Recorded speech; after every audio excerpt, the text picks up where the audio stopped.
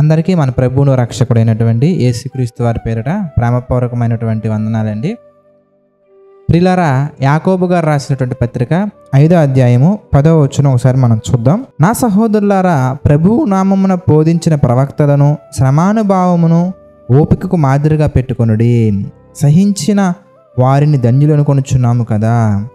మీరు యోబు యొక్క సహనము గురించి వింటిరి. ఆయన ఎంతో జాలియు కనికరమును గలవాడని మీరు తెలుసుకుని ఉన్నారు. ప్రియులారా, సమస్యల్లో ఉన్నప్పుడు, శ్రమల్లో ఉన్నప్పుడు ఆ శ్రమల యొక్క అనుభవాలు మనం నేర్చుకునే ప్రయత్నంలో భాగంగా ప్రవక్తలను, ప్రభువు నామమున బోధించిన ప్రవక్తలను మాదిరిగా పెట్టుకోనమంటున్నారు. మరి మాదిరిగా పెట్టుకుంటే ఏమవుద్ది అనగానే, శ్రమల్లో ఉన్నప్పుడు మనం చేసే ప్రార్థనకి, కష్టాలలో ఉన్నప్పుడు మనం చేసే ప్రార్థనకి, వారు చేసినటువంటి ప్రార్థనకి చాలా వ్యత్యాసం ఉంటుందండి. ప్రియులారా, ప్రార్థన ఎంత పవర్ఫుల్ అయ్యా అంటే ఆకాశములో నుంచి వర్షాన్ని తప్పించగలదు, రప్పించగలదు. సూర్యుని నడిపించగలదు, నడిపించకుండా చేయగలదు. అలాగే ఎంత పవర్ఫుల్ అంటే మనం బైబిల్లో చూస్తే ఎన్నో గొప్ప సూచక్రియలు కానీ, అద్భుత కార్యాలు కానీ మనం గమనించవచ్చండి. అంటే అంత పవర్ఫుల్ ప్రేయర్ మరి మన జీవితంలో ఎందుకు ఫలించట్లేదు అనగానే, మన ప్రార్థనలో సరిచేసుకోవాల్సినవి కొన్ని కాదు, చాలా ఉన్నాయి కనుక.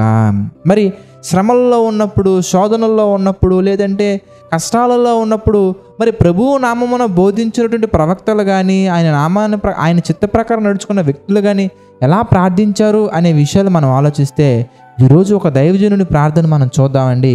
ఆ ప్రార్థనలో కొన్ని పాయింట్స్ మనం జాగ్రత్తగా ధ్యానించినట్లయితే, మనం కూడా అలాగా ధ్యానించి వాటి ప్రకారం నడుచుకున్నట్లయితే మన జీవితంలో కూడా ఎన్నో అద్భుతమైనటువంటి కార్యాలు మనం చూడొచ్చు. ఆ దైవజనుడు మరెవరో కాదండి, మోషే గారు. మనం చూస్తే ఎర్ర సముద్రాన్ని సహితం పాయలు చేయగలిగినటువంటి శక్తి కలిగి, మరి అదేవిధంగా ఎన్నో అద్భుతమైనటువంటి కార్యాలు చూసినటువంటి వ్యక్తి ఎలా చూడగలిగారయ్యా అంటే, అది కేవలం దేవునికి కృపను బట్టే.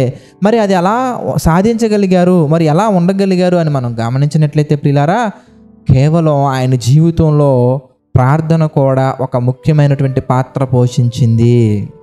మరి ఎలా ప్రార్థించారు ఇంతకీ మోషే గారని మనం చూస్తే, కీర్తన గ్రంథం 90వ అధ్యాయం మనం చూస్తే ప్రియులారా 12వ వచనం మనం చూద్దామండి. ఆయన ప్రార్థన మరి 90వ అధ్యాయం పైన మొట్టమొదటిగా మీరు చూస్తే ఏమన్నది, మీరు చూస్తే 4వ స్కందము దైవజనుడైన మోషే చేసిన ప్రార్థన, మోషే గారు చేసినటువంటి ప్రార్థన గురించి మనం చూస్తున్నామండి. 12వ వచనం మనం చూస్తే, మాకు జ్ఞాన హృదయము కలుగునట్లుగా చేయుము, మా దినములు లెక్కించుటకు మాకు నేర్పుము. కష్టాలలో, శ్రమల్లో అయ్యా ఈ కష్టాలు తీసే ప్రభు, ఆ నష్టాలు తీసే ప్రభు అనడం కంటే కూడా, వాటి కంటే చాలా ప్రాముఖ్యమైనటువంటి విషయం మనం ఏది ప్రార్థించాలంటే, మన దినములను లెక్కించుట మనం నేర్చుకోవాలి. మనకి ఏం కావాలంటే జ్ఞాన హృదయం మనకు కావాలి. ఎందుకు అంటే, కష్టాలు తీసేయమని ప్రార్థించటం అనేది సరైనటువంటి క్రైస్తవుని యొక్క లక్షణం కాదండి.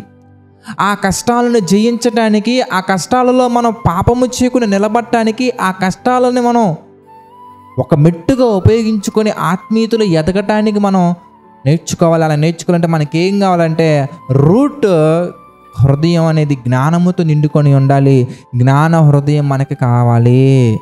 దానితో భాగంగా మన దినాలను మనం లెక్కించగలగాలి. మన ప్రభువులోకి వచ్చి ఇన్ని దినాలైంది, ఈ చిన్న కష్టాన్ని కూడా సాధించలేకపోతున్నామా? ఇన్ని సంవత్సరాలైంది, ఈ చిన్న కష్టం విషయంలో మనం తల్లడిల్లిపోతున్నామా? ఇంత ప్రభువులో ఇంత వాక్య విషయం అనుభవం ఉంది, ఈ విషయంలో ఎందుకు సతమతమైపోతున్నామని మన దినాలను మనం లెక్కేసుకోవాలి.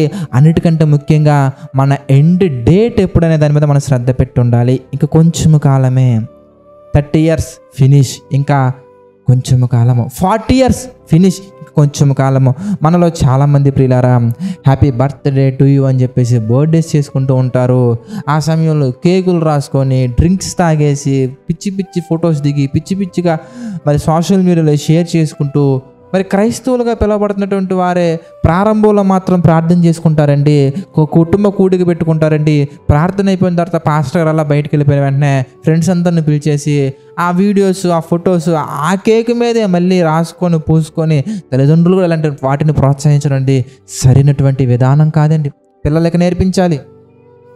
తల్లిదండ్రులు నేర్చుకోవాలి, పిల్లలు నేర్పించాలి, బంధువులకు నేర్పించాలి, స్నేహితులు నేర్పించాలి, ఏమైనా నేర్పించాలి.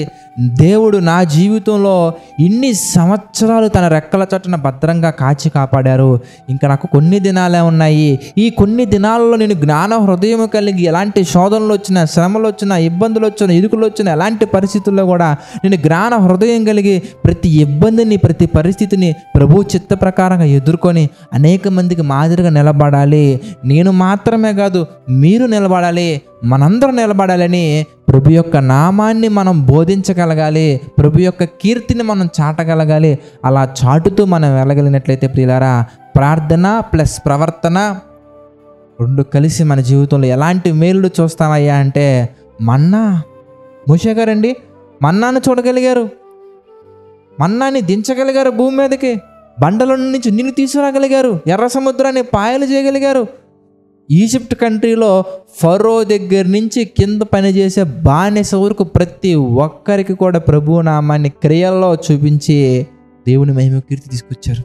కనుక మనం అలా బ్రతకాలంటే, మన జీవితం ద్వారా దేవుడు అంత మహిమపరచబడాలంటే, మన జీవితంలో చేసే ప్రార్థన ప్రభువా అది తీసే ప్రభువా, ఇది తీసే ప్రభువా అని కాకుండా, అది రాకుండా చేయి ప్రభువా, ఇది రాకుండా చేయి ప్రభువా అని కాకుండా ఏం చేయాలంటే, తండ్రి ఎలాంటి కష్టమైనా కానీ వచ్చినా ప్రభువా దాన్ని నేను జయించటానికి, దాన్ని ఓడింప చేయడానికి నాకు జ్ఞాన హృదయాన్ని దయచేయ.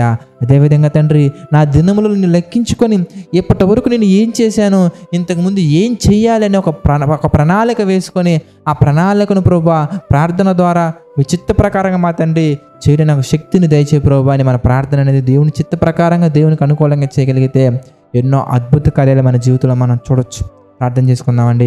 సకల ఆశీర్వాదములకు కారణభూతులైన మా తండ్రి, అనేకమైన విషయాలు మాకు తెలియజేసి విచిత్ర ప్రకారం నడిపిస్తున్నందుకు కృతజ్ఞతాస్తుతులు చెల్లించుకుంటున్నాం తండ్రి. మమ్మల్ని దీవించండి, ఆశీర్వదించండి, బలపరచండి తండ్రి. ఇంకా ఎన్నో విషయాల్లో ప్రభా మీకు చిత్త ప్రకారంగా మాత్రం నడుచుకొని మీ నామానికి మహిమకరంగా మాత్రం మేము నడుచుకుంటూ ముందుకు సాగట్టుకు మాకు సహాయం చేయండి తండ్రి. తండ్రి ఆర్థిక, ఆరోగ్య, మానసిక సమస్యల్లో, పరిస్థితుల్లో మా తండ్రి కురింగిన ప్రతి ఒక్కరిని మీరు జ్ఞాపకం చేసుకోండి. ప్రతి ఒక్కరికి తండ్రి మీ కృప తోడుగా ఉంచి నడిపించండి, విచిత్ర ప్రకారంగా బలపరచండి, ఆదరించండి తండ్రి.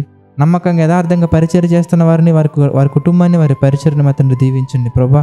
జేసీ చిచ్చు ద్వారా జరుగుతున్న పరిచర్యను మా తండ్రి మీ చిత్త ప్రకారంగా బలపరచమని, దీవించమని, ఆశీర్వదించమని తండ్రి. సమస్త మహిమ, ఘనత, ప్రభావాలు మీకే చెల్లించుకుంటూ ప్రతి ఒక్కటి తండ్రి మీ చిత్త ప్రకారంగా మా అందరి జీవితంలో జరిగించమని వేడుకుంటూ ప్రభా సమస్త మహిమ, ఘనత, ప్రభావాలు మీకే చెల్లించుకుంటూ మా ప్రభువును రక్షకుడైనటువంటి యేసుక్రీస్తు వారి పేరిట ఈ ప్రార్థన అడిగి వేడుకొనుచున్నాము తండ్రి.